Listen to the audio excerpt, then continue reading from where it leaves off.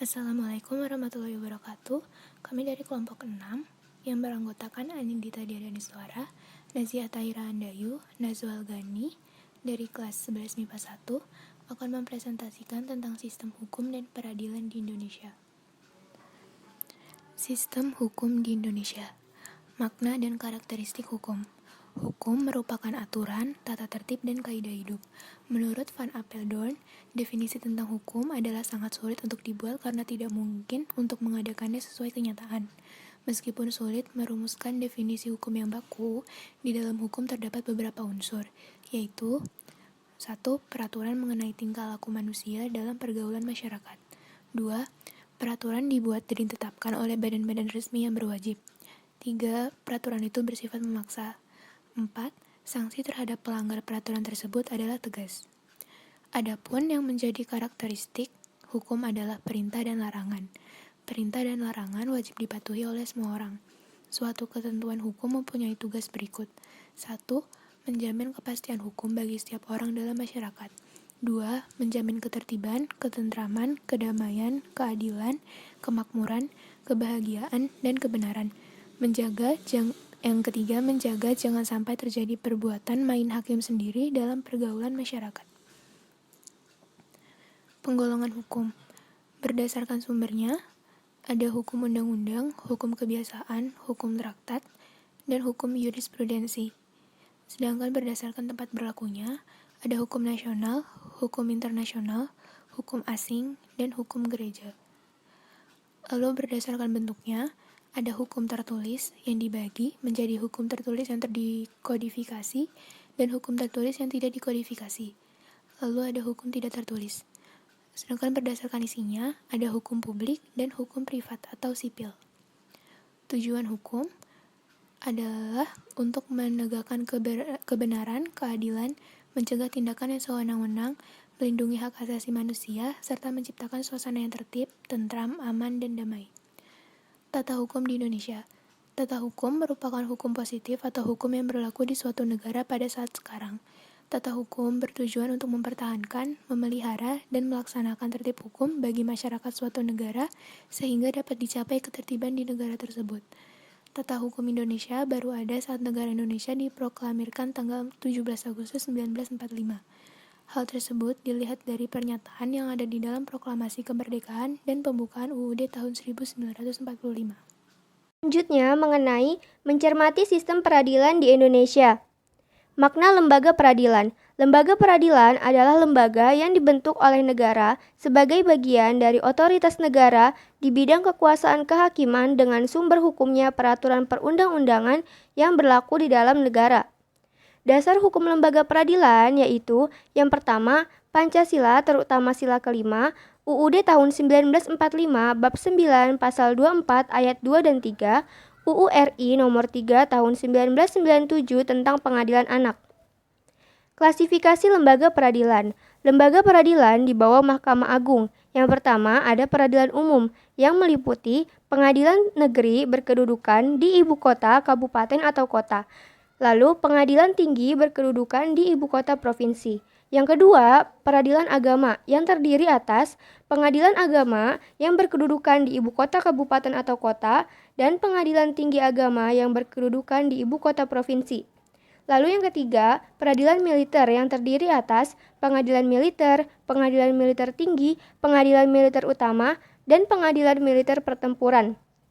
Yang keempat, peradilan tata usaha negara yang terdiri atas pengadilan tata usaha negara yang berkedudukan di ibu kota, kabupaten, atau kota, dan pengadilan tinggi tata usaha negara yang berkedudukan di ibu kota provinsi. Selanjutnya ada Mahkamah Konstitusi. Kompetensi sebuah lembaga peradilan adalah sebagai berikut. Yang pertama ada kompetensi relatif dan yang kedua ada kompetensi absolut. Perangkat lembaga peradilan, ada peradilan umum, peradilan agama, peradilan militer, peradilan tata usaha negara, dan Mahkamah Konstitusi. Tingkatan lembaga peradilan, pengadilan tingkat pertama atau pengadilan negeri. Fungsi pengadilan tingkat pertama adalah memeriksa tentang sah atau tidaknya penangkapan atau penahanan yang diajukan oleh tersangka, keluarga, atau kuasanya kepada ketua pengadilan dengan menyebutkan alasan-alasannya. Wewenang pengadilan tingkat pertama ini adalah untuk memeriksa dan memutuskan sesuai dengan ketentuan yang diatur dalam undang-undang, khususnya tentang dua hal berikut. Yang pertama, sah atau tidaknya penangkapan, penahanan, penghentian penyidikan atau penghentian tuntutan. Dan yang kedua adalah ganti kerugian dan atau rehabilitasi bagi seseorang yang perkaranya dihentikan pada tingkat penyidikan atau tuntutan. Yang selanjutnya adalah pengadilan tingkat kedua. Pengadilan tingkat kedua berfungsi sebagai berikut. 1. Menjadi pimpinan bagi pengadilan-pengadilan luar negeri di dalam daerah hukumnya. 2. Melakukan pengawasan terhadap jalannya peradilan di dalam daerah hukumnya dan menjaga supaya peradilan itu diselesaikan dengan saksama dan wajar. 3. Mengawasi dan meneliti perbuatan para hakim pengadilan negeri di daerah hukumnya. 4. Untuk kepentingan negara dan keadilan, pengadilan tinggi dapat memberi peringatan, teguran, dan petunjuk yang dipandang perlu kepada pengadilan negeri dalam daerah hukumnya. Adapun wewenang pengadilan tingkat kedua adalah sebagai berikut.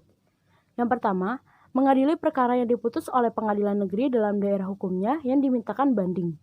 Yang kedua, berwenang untuk memerintahkan pengiriman berkas-berkas perkara dan surah-surah untuk diteliti dan memberi penilaian tentang kecakapan dan kerajinan hakim. Selanjutnya adalah kasasi oleh Mahkamah Agung. Dalam hal kasasi, yang menjadi wewenang Mahkamah Agung adalah membatalkan atau menyatakan tidak sah putusan hakim pengadilan tinggi karena putusan itu salah satu tidak sesuai dengan undang-undang.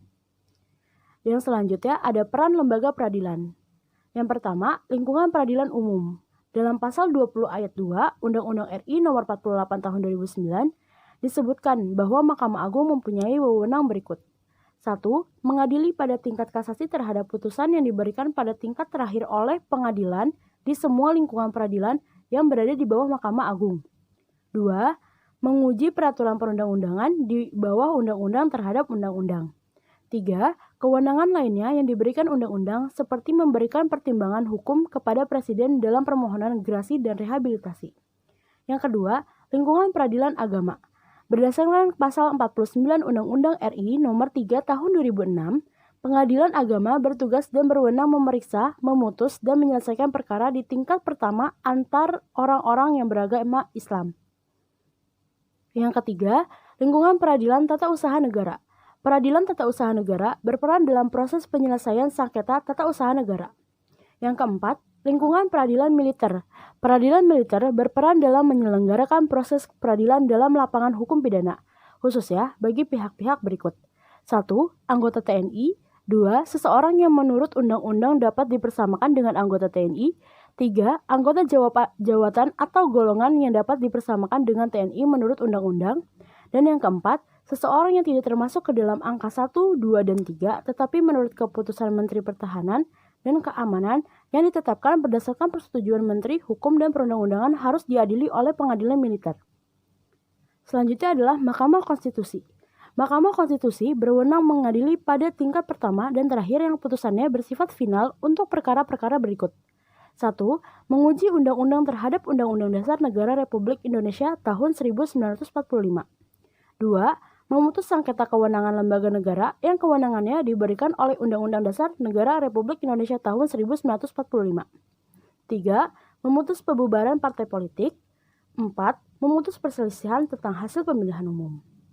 Mahkamah Konstitusi wajib memberikan putusan atas pendapat DPR bahwa Presiden atau Wakil Presiden diduga 1.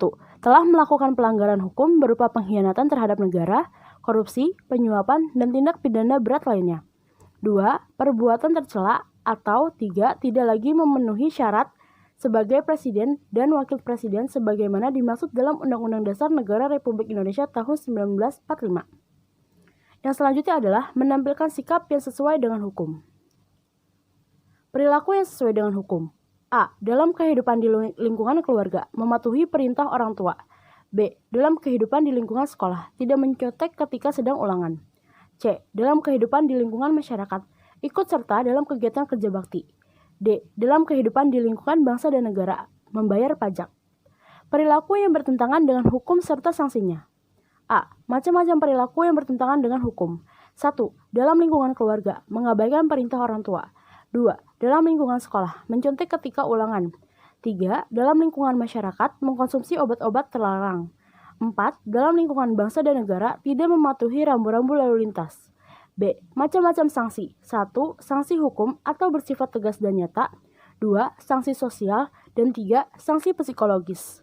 Berikut ini adalah sumber-sumber materi yang kita gunakan untuk membuat PowerPoint. Berikut ini adalah video pendukungnya. Informasi berikutnya, mulai 10 Agustus atau tepatnya pada hari ini Pemprov DKI Jakarta resmi memperlakukan penindakan denda atau tilang kepada para pelanggar ganjil genap. Dan berdasarkan Undang-Undang Nomor 22 Tahun 2009 di Pasar 287 menyebut pelanggaran ganjil genap atau melanggar rambu sebelumnya dikenakan sanksi denda Rp500.000 dan kurungan maksimal 2 bulan. Sebelumnya, Kepala Dinas Perhubungan DKI Syafrin Liputo menyatakan pemberlakuan kembali sistem ganjil genap ini dikarenakan jumlah kendaraan lalu lintas di Jakarta yang dinilai sudah di atas normal. Kebijakan pembatasan kendaraan dengan sistem ganjil genap merupakan salah satu upaya untuk menekan pergerakan manusia di tengah pandemi COVID-19. Untuk tahap awal akan dibagi menjadi 25 ruas jalan. Menjadi satu instrumen untuk upaya Pemprov DKI Jakarta melakukan pembatasan pergerakan orang. Kita tahap awal ini akan menerapkan pada 25 ruas jalan. Periode waktunya dibagi dalam 2 periode waktu sibuk. Jam sibuk pagi itu pada jam 6 sampai dengan jam 10 pagi. Kemudian sore hari jam 16 sampai dengan jam 21.00. Dan berikut 25 ruas jalan sistem ganjil genap, yakni Jalan Medan Merdeka Barat, Jalan MH Tamrin, Jalan Jenderal Sudirman, Jalan Jenderal S. Parman, Jalan Gatot Subroto, Jalan MT Haryono, Jalan HR Rasuna Said, Jalan DI Panjaitan, Jalan Jenderal Ahmad Yani, Jalan Pintu Besar Selatan, Jalan Gajah Mada, Jalan Hayamuruk, Jalan Majapahit, Jalan Sisingamangaraja, Jalan Panglima Polim, Jalan Fatmawati, Jalan Suryo Pranoto, Jalan Balikpapan, Jalan Kiai Caringin, Jalan Tomang Raya, Jalan Pramuka, Jalan Salemba Raya sisi barat dan timur, Jalan Keramat Raya, Jalan Stasiun Senen, dan terakhir Jalan Gunung Sahari.